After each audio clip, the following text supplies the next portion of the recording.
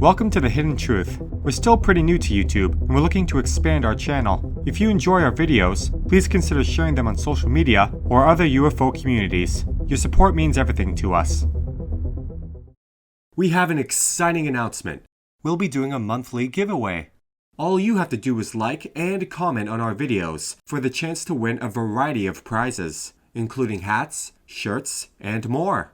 The more you like and comment, the greater your chances. Oh, and subscribing doesn't hurt either.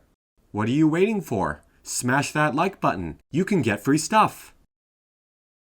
Special thanks to Bulb Fixer for narrating parts of this video.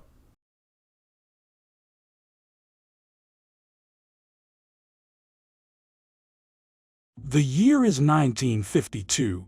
The place, Amarante, southwestern France. Many people saw a cigar-shaped UFO accompanied by 30 disc-shaped objects. These smaller UFOs dropped a white silicous cotton which covered tree branches and roofs. On October 17, 1952, in the early afternoon, the weather was particularly fine in Amarante. According to one of the many witnesses, High School Superintendent Jean-Yves Prigent, there appeared a cottony cloud of strange shape. Above it, an arrow cylinder, apparently inclined at a 45-degree angle, was slowly moving in a straight line toward the southwest. A sort of plume of white smoke was escaping from its upper end. In front of this cylinder were 30 smaller objects that, when viewed through opera glasses, proved to be red spheres, each surrounded by a yellow ring. These saucers moved in pairs, Prigent said, following a broken path characterized in general by rapid and short zigzags. When two saucers drew away from one another, a whitish streak, like an electric arc, was produced between them. But this was only the beginning of the strangeness. A white, hair-like substance rained down from all of the objects, wrapping itself around telephone wires, tree branches, and the roofs of houses. When observers picked up the material and rolled it into a ball, it turned into a gelatin-like substance and vanished. One man, who had observed the episode from a bridge, claimed the material fell on him, and he was able to extract himself from it only by cutting his way clear, at which point the material collected itself and ascended. Yves Prigent also advised. The object had a whitish color, but not luminous. From its extremity escaped a white plume. The saucers finally headed straight for Spain, while launching strange filaments. A professor did try to capture these, but they would have melted once in his wallet. My take. The official explanation is of floating spiders and optical illusions. Although the angel hair looks similar to spider silk, it dissolves very quickly, even in sealed containers. I guess the whole town had a mass optical illusion. What do you think the purpose of the angel hair is? Maybe waste from the UFOs or some kind of science experiment. I don't think I would have been trying to pick it up. Resources. The editors of Publications International at science.howstuffworks.com.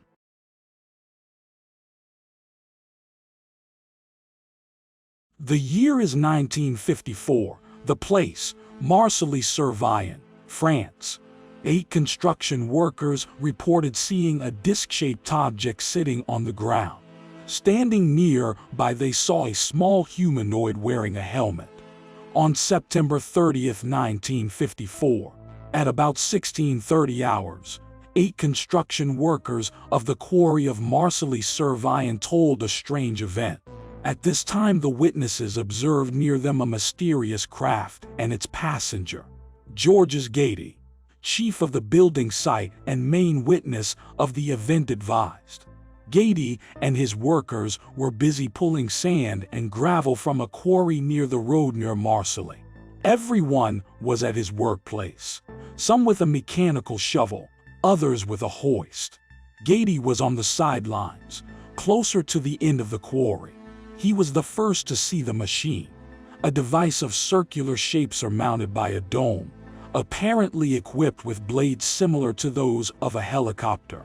The machine was standing motionless 1 meter from the ground, the blades turning very rapidly. It did not land on the ground. A man of small size, 1.50 meters to 1.55 meters approximately, wearing a helmet of opaque material on the head, resembling scrambled glass, dressed in a combination of neutral tone, booted with booties. It stood next to it. He had in his hand a kind of big revolver or a pipe, and on the chest a very brilliant disc, emitting a jet of intense light. No one in the quarry, which lies below several meters from the road and the surrounding grounds, had seen the apparatus arrive, and no one heard it. Everyone was busy at work, and the machines that worked at the same time were very noisy. Gady said, "The machine remained there for a half-minute, enough time to be able to examine it.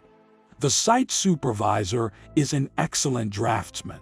His first reflex, after his astonishment, was to run to the tent of the site to get a paper, a pencil, and draw the sketch of the extraordinary machine and its occupant. But my legs were stuck," Gady said, "and I could not take a step, nailed to the ground certainly by the effects of the luminous ray emitted by the man." Gady was at that moment about 15 meters from the craft and 2 meters below it. He saw it from below. The machine, it should be pointed out, was at the entrance of the quarry, on the edge of the excavation, 3 meters from the road. On this road came a truck which came to get a load at the quarry, driven by Amarante, who saw the quarrymen look towards the entrance of the shipyard, and he also looked. He saw something gray that was not there usually. This thing rose in the air. Gady also told us. The man climbed back into his craft without I being able to tell by where, and then the craft rose vertically in jerks and a noise like the jet engines of fighter planes. At 200 meters of altitude, roughly, it emitted a fog that completely concealed it and disappeared before our eyes. That's it. Moved to the vicinity of fear, then men tacitly shut up about their adventure of the afternoon, when in the evening they found themselves in the small restaurant of Pere aux Vian where they take their meal. It was not until much later, around 7:30 p.m. or 20 p.m., that they decided to speak, alone. I would not have said anything. If I had been alone, I would never have said anything about it, said Gady, for fear of being the laughing stock of the country. The site supervisor had gone to the edge of the quarry to see whether the craft had left any traces. He hoped to find some burned grass, but there was nothing like it, only the grass soiled and trampled by trucks. The 8 men, 7 of them at least being 30 years old, are sympathetically known in the area where they have been working for some time, and there is no reason to suppose that they have attempted to set up a huge joke. Gady drew from memory the silhouette of the craft and its passenger, his comrades, René Augier, André Burroys, Andrés, Georges Lubanovic, and Maurice Dubris. In the presence of the sketch, affirmed, "It is this shape that the apparatus in question had. The craft could measure 4 meters, 50 in diameter and 2 meters in thickness. It was gray, my take." This story was translated from French and is not a perfect translation. I would almost think this was a weirdo in a helicopter except for the size of the pilot. Resources: Ufology at Patrick Gressort.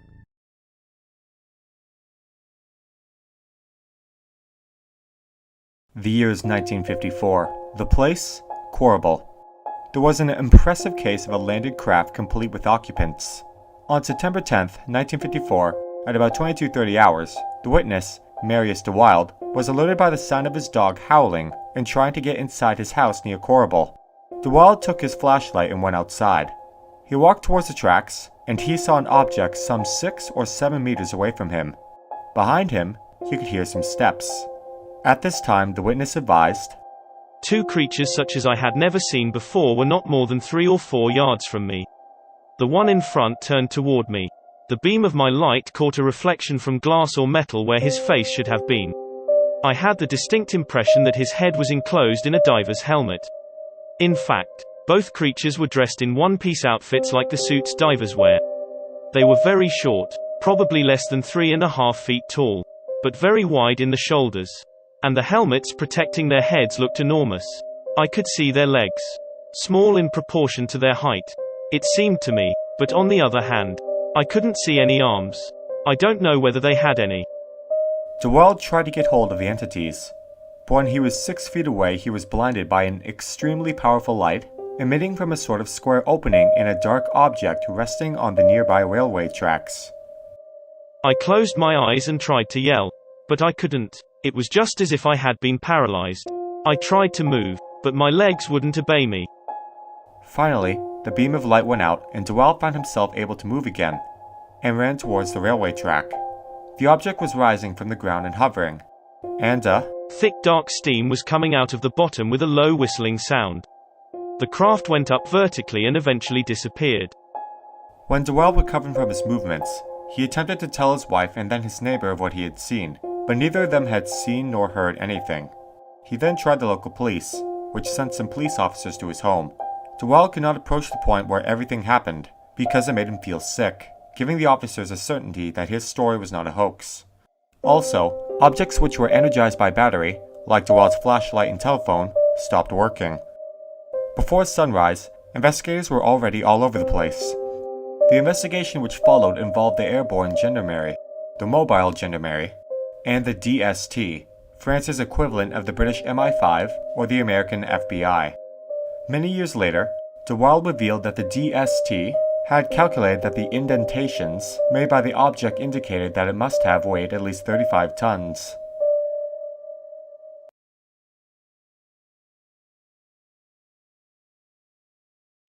The year is 1956. The place? Orly Airport, Paris, France. There was a huge UFO tracked and observed for several hours. On February 19, 1956, at about 2250 hours, the air traffic controllers at Orly Airport were astonished to see a blip appear on their radar screens that was twice the size of a conventional aircraft. It appeared to cruise around, hover, then accelerate at fantastic speeds, and was tracked for a total of 4 hours. Shortly after it showed up on radar, the unknown object was directly over Gomez-le-Châtel. Then 30 seconds later, it was 30 kilometers away, having moved at a speed of nearly 2,500 miles per hour. A second but smaller blip then appeared, identified as an Air France DC-3 Dakota, flying over the military base at Les Mureaux at 4,500 feet, 800 feet lower than the UFO. Orly radioed the pilot immediately and advised him that unidentified traffic was on his approximate path. Radio officer Beaupuis caught sight of the object through a window. It was on the starboard side, enormous in length, rather indistinct in outline, and lit in some areas with a red glow. The witness, Captain de Savo, confirmed the sighting and provided further details. For a full 30 seconds, we watched the object without being able to decide exactly on its size or precise shape. In flight it is virtually impossible to estimate distances and dimensions. But of one thing we are certain. It was no civil airliner, for it carried none of the navigation lights regulations stipulate are a must. I was then warned by Orly that the object had moved to my port side. So I turned toward it, but they called to say it had left us and was speeding toward Le Bourget. About 10 minutes later control called again to say the object was several miles above us. But we couldn't see it, nor did we see it again.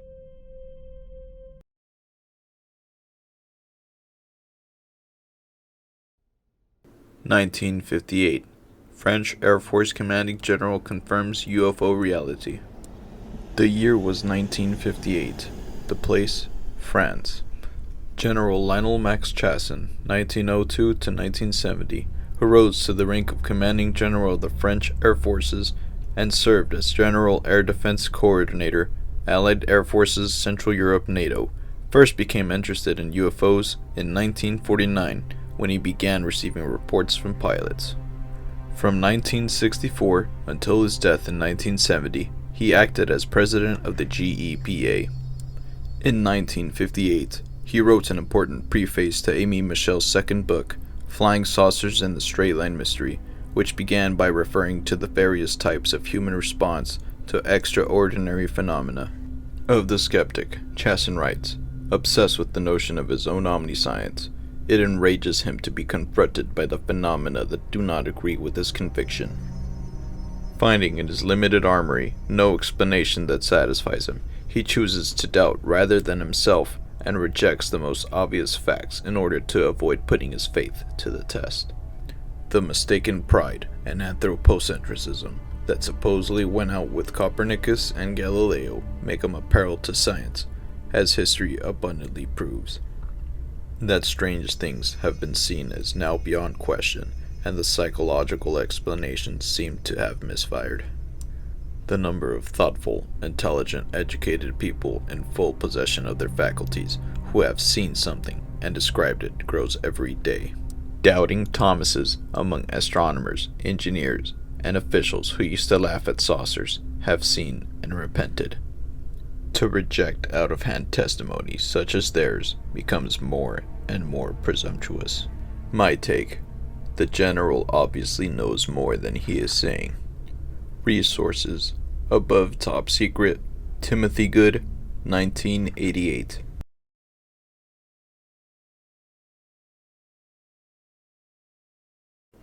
(1965) Secret Service officer confirms worldwide collaboration. The year was 1965. The place, France. In 1965, George Langlin, novelist, journalist, and ex-officer of the Secret Service, who during World War II was parachuted into France after being given a new face with plastic surgery, gave a lecture at Marunx land during which the subject of UFOs cropped up. Langlin declared that the Russian and American secret services had collaborated on the problem and had arrived at the conclusion the flying saucers exist, their source is extraterrestrial, and the future, relatively quite soon, should permit confirmation of this statement. No such confirmation has been forthcoming at an official level. My take: he was being optimistic on his timeline. We are still waiting on disclosure. Resources: Above Top Secret, Timothy Good, 1988.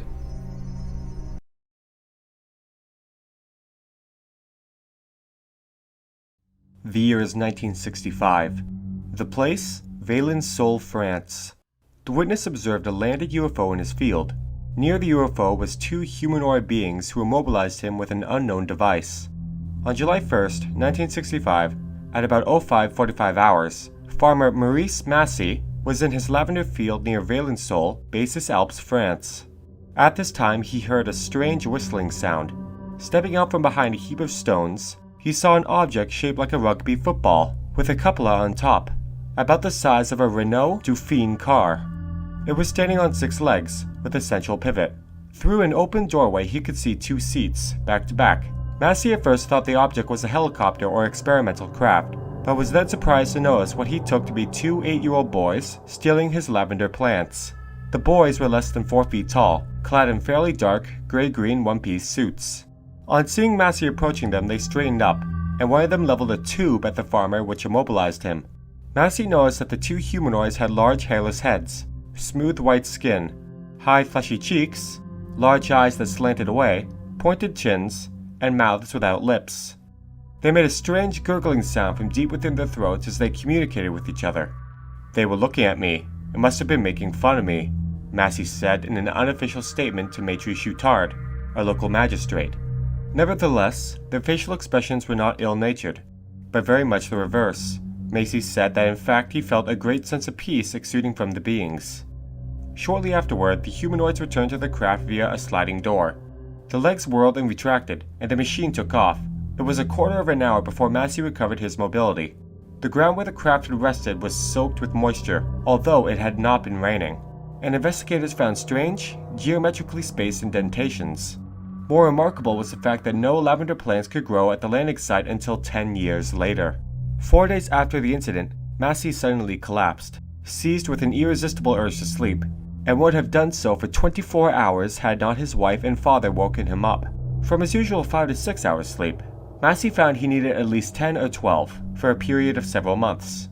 All those who investigated the case, including the gendarmerie headed by Lieutenant Colonel Valensole, Maître Choutard, and the mayor and parish priest of Valensole, concluded unanimously that Maurice Marcely was telling the truth.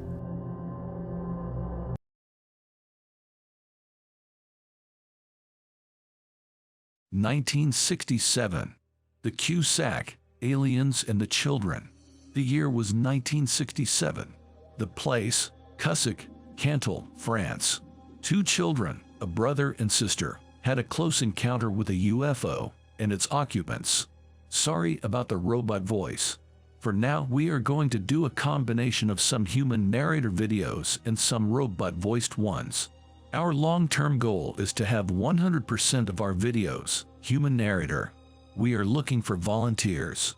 Send us an email if you are interested. On August 29, 1967, François Delpuch, a 13-year-old boy, and Anne-Marie, his 9-year-old sister, as well as their dog Medor, had a close encounter. At this time, the children observed a sphere-shaped UFO, 2 meters in diameter, and 4 little devils on the ground. The craft was of a bright silvery color and possessed landing gear, consisting of 3 or 4 straight legs, equipped with round shoes, 10 centimeters in diameter. One of the humanoid beings was bending over, apparently busy with something on the ground, and another held a mirror-like object. The creatures were completely black, but with a shiny look, which Francois compared to that of silk. The creatures were about 120 centimeters tall or 47 inches.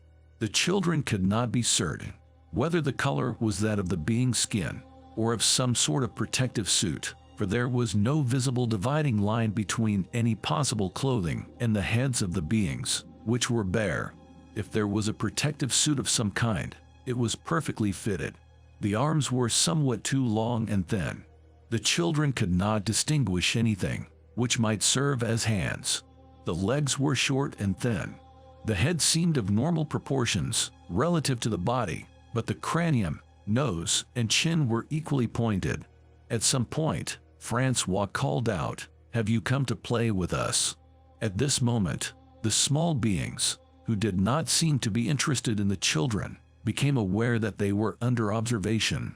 The first one took off vertically, and then plunged headfirst through the top of the sphere. The second followed in the same way, and the third, after getting up, did likewise. The fourth also got up, but before diving into the machine, came down again, and seemed to pick up the mirror from the ground. After the craft flew away, the police were called. The police noted a sulfur odor in the dried grass at the place where the sphere was alleged to have taken off. The children's story is one of the reports of UFO sightings investigated by the French government, made public in a mass release of documents in March 2007, which received so many hits on its first day that the site crashed. Resources: Wikipedia.org. My take: it's hard to say if this was a real event or just the imagination of children. The parents must have taken it seriously enough to call the police. The police also did not report any hints of the children changing their story. What do you think? Please let us know in the comments below.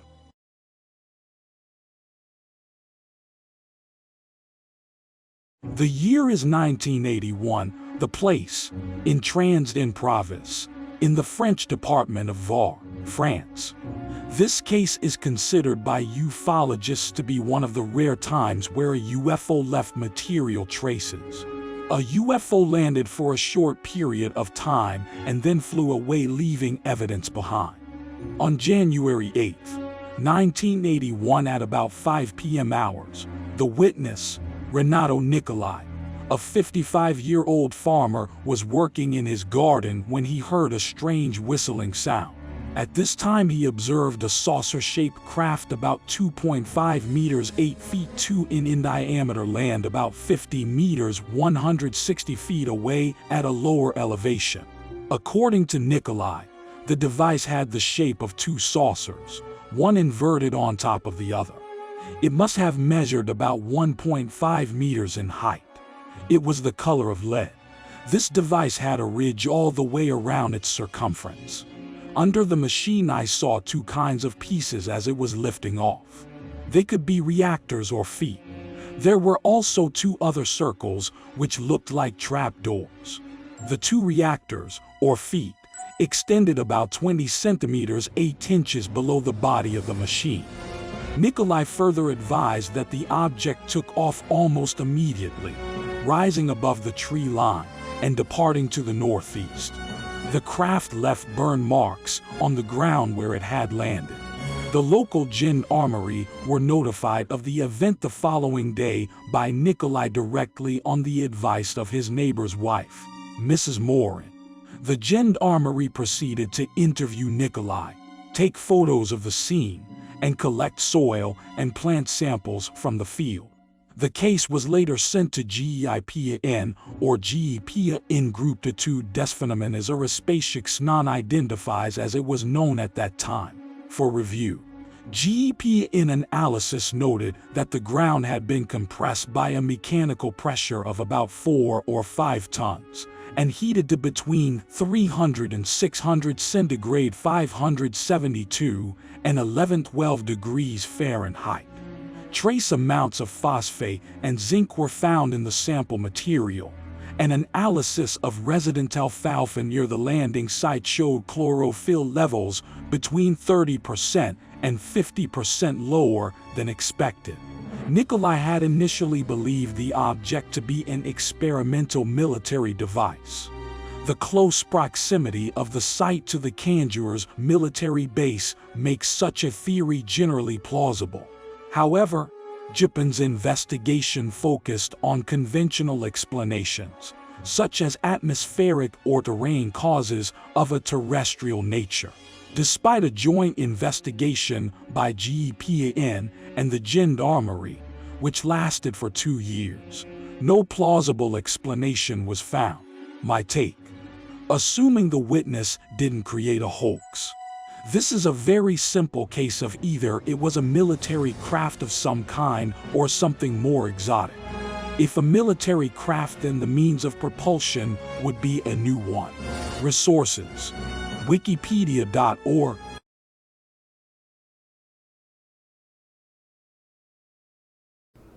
1982 Amarante UFO incident. The year was 1982. The place, Nancy, France. The witnesses observed a UFO descended into their garden, and after about 20 minutes, flew away at a high rate of speed. October 21st, 1982, Nancy, France. At 12:30 a.m., an ovoid object descended into a garden and hovered above the ground. After 20 minutes, the object took off silently into the sky. The witness, a biologist, reported that when the UFO rose up, the grass under it stood up straight. In the afternoon, the witness noted that 2 amaranth plants located near the UFO had withered leaves. The witness called the gendarmerie, which made an inspection in the garden and took samples of some of the amaranth plants. The analysis of the samples made by GEPN found that the plants had been dehydrated, but there was no evidence of radiation. According to an investigation by GEPN, a unit of France's National Aerospace Agency tasked with investigating UFO sightings, a biologist identified as M. Henry and his wife observed an unidentified object that hovered for 20 minutes over their garden. The ovoid vessel had a shiny metallic appearance. M. Henry attempted to photograph the craft, but found his camera had jammed. After the UFO regained altitude, it moved at a speed and trajectory impossible for man-made aircraft. The witness claimed the vessel had an effect on his garden plants, but under analysis they were found to be simply dehydrated. My take: not sure why this couple would make up something like this. There is some physical evidence via the plants to indicate that something unusual had occurred. Resources: UFOinsight.com.